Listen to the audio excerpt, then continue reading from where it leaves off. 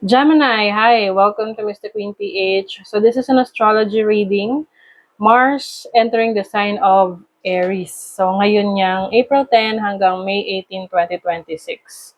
So for you, this is happening in your 11th house of friendship, community, self-discovery, and also about freedom. So maaring meron kang mga ipupursue sa life mo na you've been wanting this to happen, na parang, halimbawa gusto mong maging popular, no, sikat, ganyan, or to lalo na kung gusto mong maging sikat na teacher or artist or related sa mga teaching, ganyan. So, may mga i-discover ka na iba mo pang abilities, talento, skill set.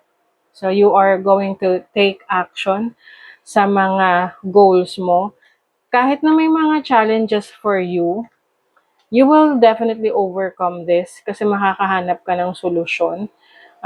Mas itetest ka, no, ni Saturn, kung gaano mo kagusto ang isang bagay, lalo na yung pangarap mo or yung mga goals mo. Some of you pwedeng may leadership role sa trabaho nyo or sa field ninyo, or you will be part of a group or a movement wherein ikaw yung magiging leader nun.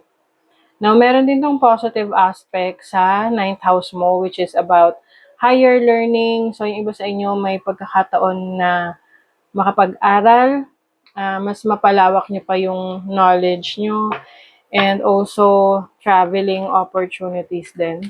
Pwedeng kayo ay, yung iba sa inyo makakatanggap kayo ng scholarship or anything na parang libre na training para ma-improve yung skills mo.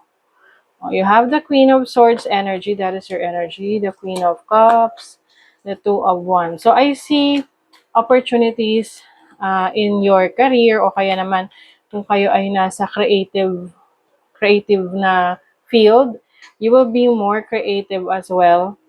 And kung meron kang decision making na kailangan gawin, you will be able to choose what's best for you kahit na marami kang responsibilities, kahit feeling mo mabigat, you will still choose that because alam mo na yun yung magbibigay sa'yo ng freedom and other options. So, travel abroad, work abroad, for some of you, this is also a creative idea na finally ipupursu mo na kahit mahirap. Because meron din mga taong susuporta sa'yo, tutulong sa'yo to overcome. Okay? Pay attention lang sa finances mo. Umiwas sa overspending kung di naman kailangan. And also protect your energies, protect your resources.